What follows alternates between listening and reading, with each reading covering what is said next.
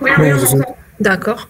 Alors, est-ce que vous avez revu le premier TP? Est-ce que vous avez vu la vidéo que j'ai déjà partagée concernant les adresses IP ou bien est-ce que je dois un peu répéter?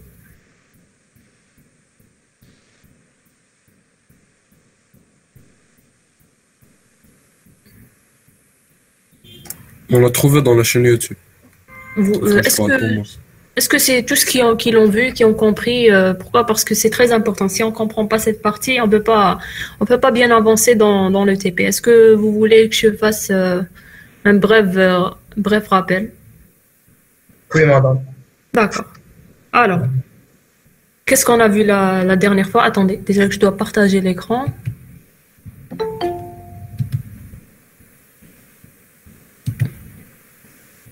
Voilà. Alors, est-ce que vous arrivez à voir la fenêtre de paquet tracer?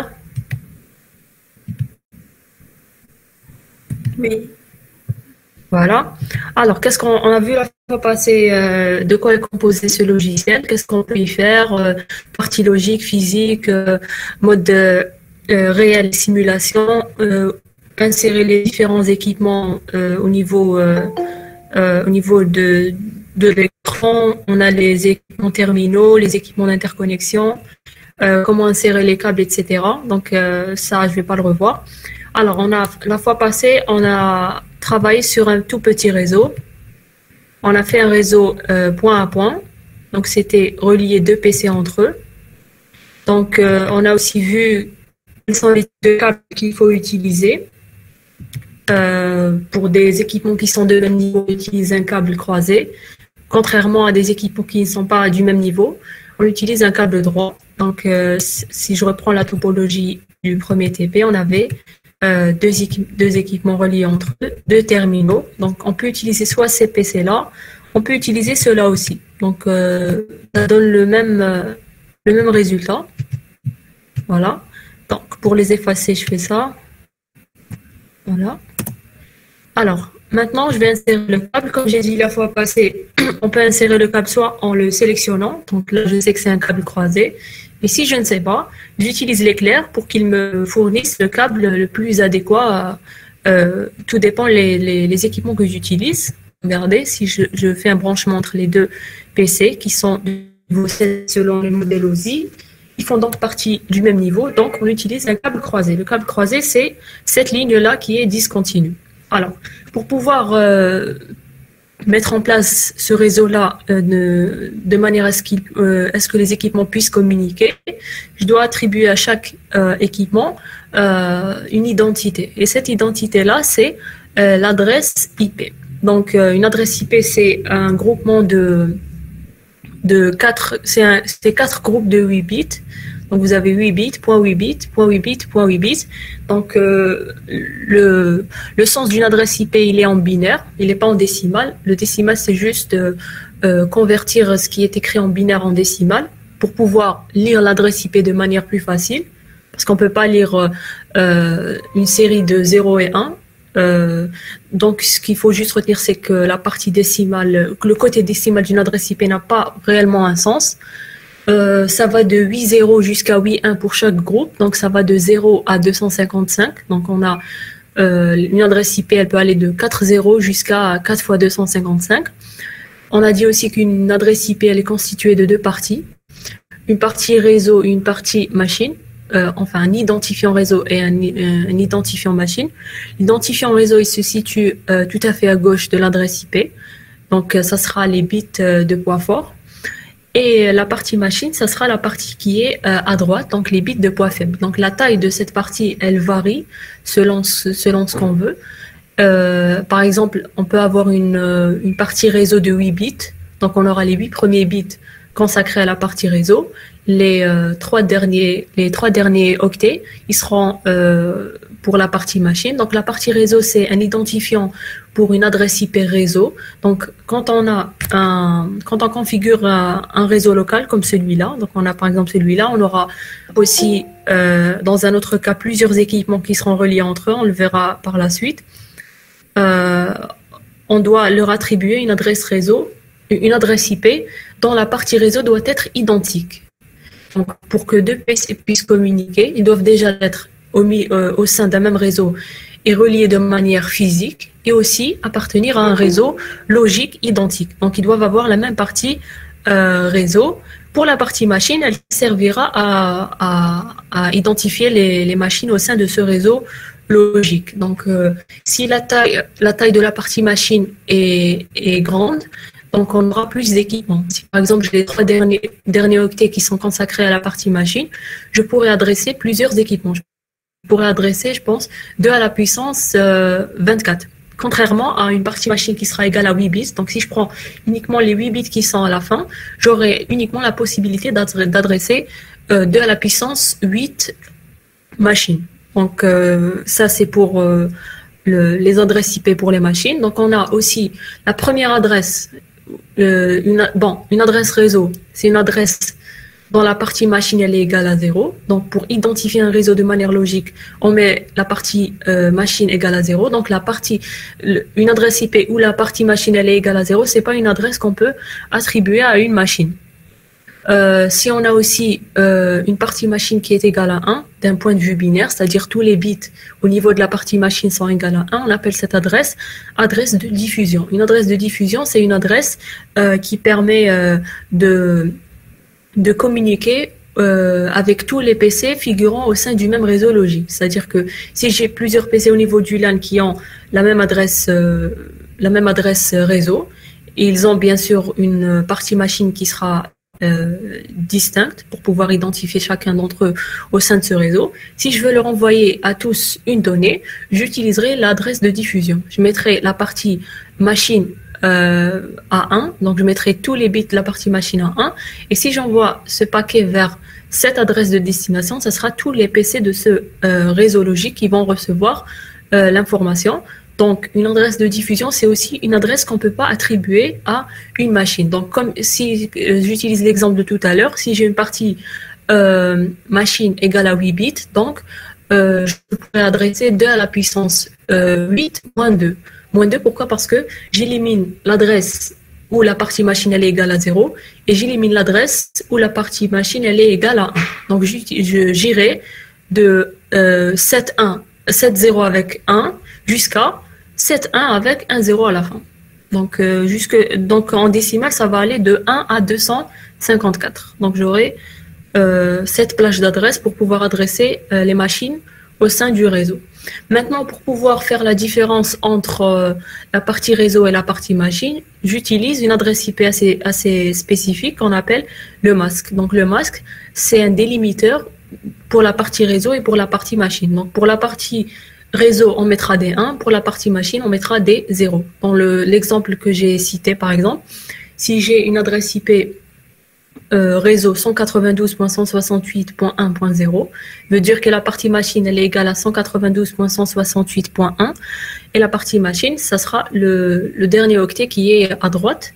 Donc, une machine, elle pourra avoir comme adresse 192.168.1.1 jusqu'à 192.168.1.254. Et l'adresse 192.168.1.255, ça sera l'adresse de diffusion. Et le masque correspondant à cette adresse réseau, ça sera des 1 au niveau de la partie réseau. Donc, j'aurai 255.255.255.0 pour dire que le dernier octet correspond à la partie machine. Donc, jusque-là, est-ce que vous avez compris?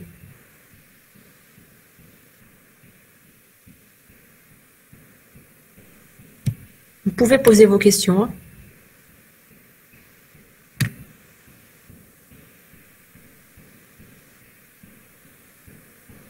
Est-ce que c'est clair pour qu'on puisse...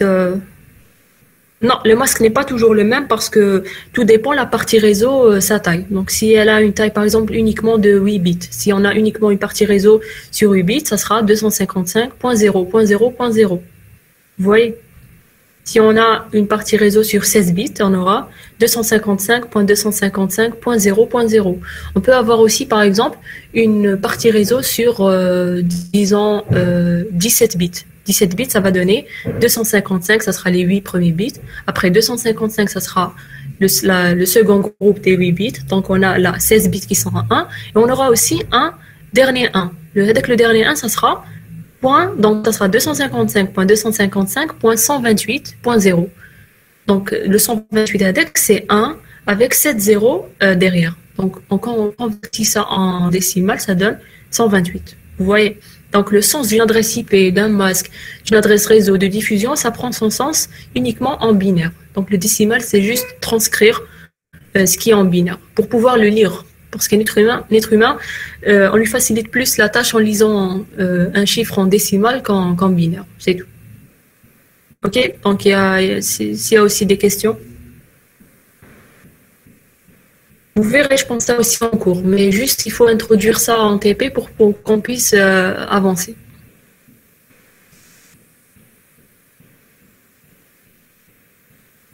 Donc, il y a aussi cette explication au niveau de la première vidéo que je vous ai envoyée, où on explique les adresses IP de manière assez succincte et résumée. Donc, vous n'avez pas besoin de connaître beaucoup de détails. L'essentiel, vous savez qu'une adresse IP, c'est sur 32 bits, c'est 4 groupes de 8 bits, séparés par des points, constitués d'une partie qui est à gauche qui concerne la partie réseau, une partie à droite qui concerne la partie machine. Partie réseau veut dire que ça concerne un réseau logique spécifique. Et pour que deux PC au sein d'un même réseau puissent communiquer, ils doivent avoir la même adresse réseau, c'est-à-dire la même partie réseau. Et la première adresse au niveau de la plage, quand on commence à adresser les machines, elle n'est pas utilisée, c'est l'adresse réseau. Donc, win, la partie machine, elle est égale à 0. Et quand la partie machine, elle est égale à 1, c'est une adresse de diffusion. Voilà. Donc, pour comprendre, après, on va voir des exemples un peu plus complexes. Donc là, je vous donne des exemples. Par exemple, un masque sur 8 bits, sur 16 bits, sur 24 bits. Donc, la conversion, elle est assez simple. On verra par la suite, par exemple, des masques de 17, 18, 19 bits. Et on en aura besoin aussi de comprendre ces concepts pour pouvoir mettre en place un adressage et un sous-adressage d'un grand réseau, une interconnexion de plusieurs réseaux locaux. Jusque-là, je pense que ça va. Maintenant, puisque vous avez compris cette notion, donc normalement, vous savez comment identifier ces deux PC. Donc, ils sont au niveau du même réseau, vous remarquez. Même réseau veut dire qu'il n'y a pas entre eux ce qu'on appelle un routeur. Dès qu'il y a un routeur entre deux équipements, là, on a une interconnexion de réseau. Maintenant, on a un PC qui figure dans un réseau local et un autre PC qui figure dans un autre réseau local. Le routeur, il sert à relier deux réseaux entre eux, 3 réseaux entre eux, etc. Un câble comme celui-ci ou là, un commutateur qu'on verra par la suite, il sert à relier des équipements au sein d'un même réseau local. Donc, maintenant, pour pouvoir créer cette communication, je dois d'abord leur donner une identité. Donc, ce PC-là, donc, je peux le configurer. Je vais un peu revoir comment on manipule l'onglet. Donc, dès que vous cliquez sur un équipement quelconque, vous avez cette fenêtre. Vous avez 5 onglets. Vous avez le premier onglet Physical. Ça permet de voir à peu près à quoi ressemble cet équipement. Le bouton rouge, là, c'est pour allumer ou éteindre le terminal. Regardez, là, il est allumé parce que c'est allumé en jaune ici. Si je l'éteins, regardez dans la topologie, ça devient rouge. Madame, l'écran est bloqué. Ah bon? Est-ce que c'est le cas de tout le monde? Bon, je pense que c'est un problème. Oui.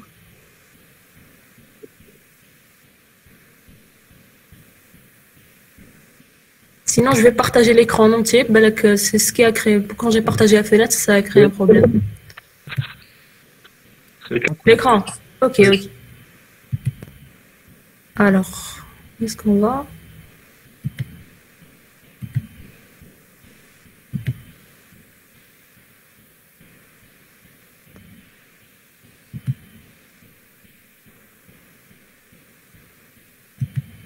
Voilà.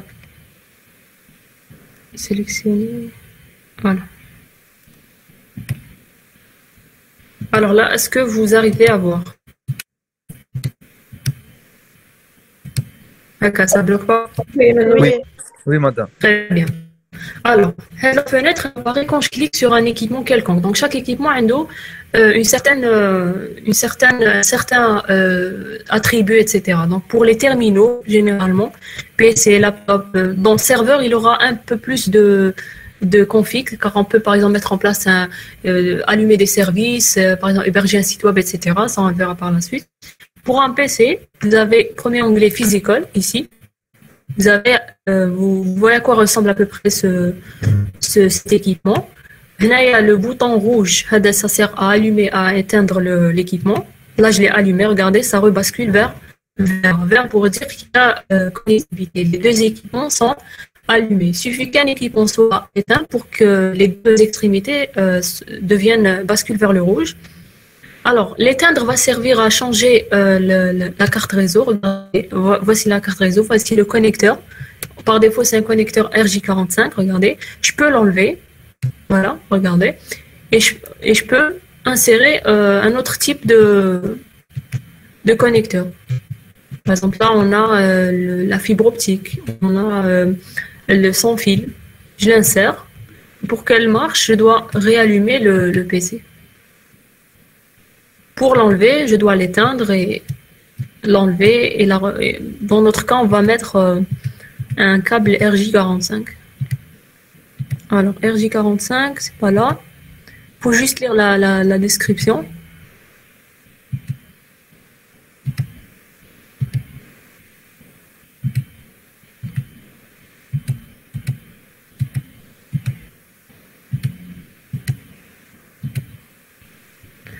Alors, je pense que c'est... Non, c'est pas ça.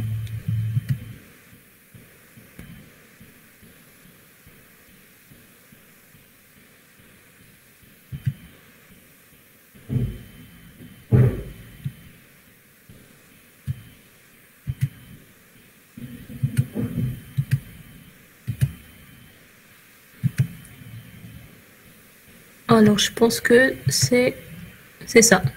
Voilà. Et là, il faut réallumer. Il faut attendre un peu. Regardez, si on veut aller vers parfois, si on veut aller vers config, quand on allume, il vous met patienter. Je remets le câblage. Voilà. Donc ça, c'est le premier onglet. Le second, ça permet de configurer l'équipement. Donc, on peut changer son nom. On peut basculer vers un mode d'attribution d'adresse, soit statique, soit dynamique, en activant DHCP. On le verra aussi par la suite. Donc ça, c'est l'onglet IPv4 et ça, c'est l'onglet IPv6, dans le cas où j'utilise un adressage IPv4. Donc IPv4, c'est ce que je vous ai expliqué. C'est les 4 groupes de 8 bits. Donc c'est une adresse IP version 4, elle est petite. L'adresse IP version 6, c'est une adresse qui est sur, non pas 32 bits, mais sur 128 bits. C'est une adresse qui est plus grande, donc plus l'adresse elle est grande, plus j'ai un meilleur adressage. Donc j'ai beaucoup plus d'adresses IP disponibles que dans le cas de IPv4. Donc IPv6, c'est une amélioration du protocole IP. Donc au début c'était IP. Quand il a été inventé, il y avait, donc je disais, les adresses, elles vont de 4.0 jusqu'à 4.255. Avec l'émergence d'Internet, avec l'émergence des différents types d'équipements, l'apparition de l'Internet des objets, etc. Donc on a énormément d'équipements qui sont connectés au sein d'Internet. On a aussi par utilisateur plusieurs équipements. Donc il y a aussi la démocratisation de l'utilisation de smartphones, de smart TV, etc., d'équipements objets, donc une lampe par exemple, une machine à laver, une porte, elles peuvent dans l'Internet des objets avoir des adresses IP. Donc ce grand nombre de machines qui sont connectées à un instant T au même moment a provoqué une certaine limite au niveau des adresses IP version 4, donc elle ne suffisait plus pour pouvoir adresser tout le monde. C'est pour ça qu'on a revu IP. On a augmenté la taille de l'adresse pour pouvoir avoir plus d'adresses qu'on peut attribuer à plusieurs équipements. Et ce qui est bien en IPv6, c'est que c'est plus simple. Donc c'est plus simple côté, par exemple, quand je vous ai expliqué l'encapsulation, je disais qu'au niveau de la couche réseau, on ajoute un en-tête IP. L'entête IPv4, il est assez complexe. Il y a énormément de champs. Contrairement à l'entête de IPv6 qui est plus simple. Donc ça permet aussi au routeur qui reçoit le paquet IP de le traiter d'une manière rapide. Pourquoi ? Parce que l'entête, elle est moins complexe. Elle est plus longue. C'est certes parce que déjà l'adresse IP IPv6, elle est longue. Elle est sur 128 bits. Mais il y a moins de champs. il y a moins de données à traiter au niveau du routeur. Donc ça, c'est une petite information en plus. Donc vous pouvez configurer votre PC soit IPv4, IPv6. Dans le TP, on va utiliser uniquement IPv4. Là, comme je vous ai dit, on configure la manière d'attribuer une adresse soit de manière statique ou bien dynamique. Gateway et DNS Server, on les verra aussi par la suite. Là, c'est l'onglet Desktop.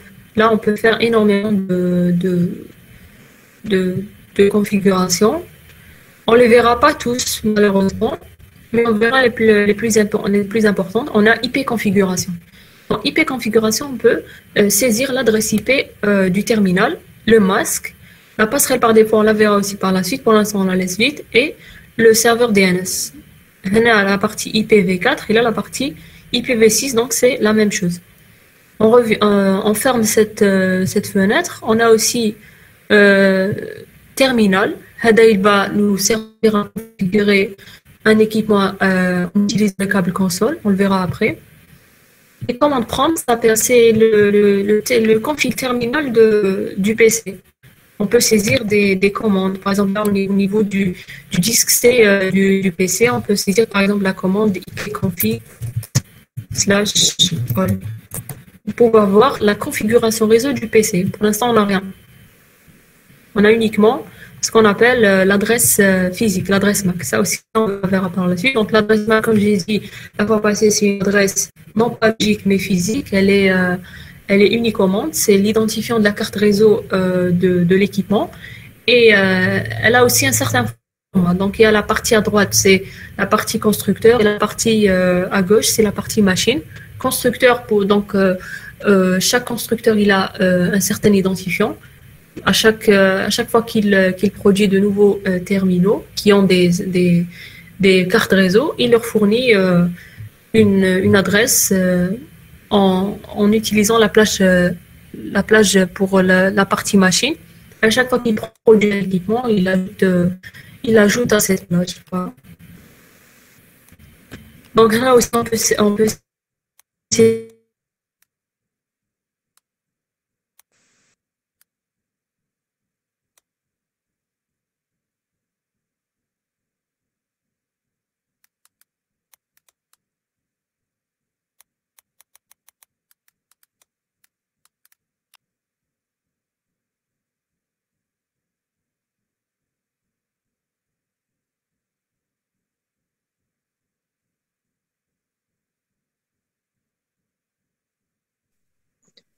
Madame, on vous entend plus.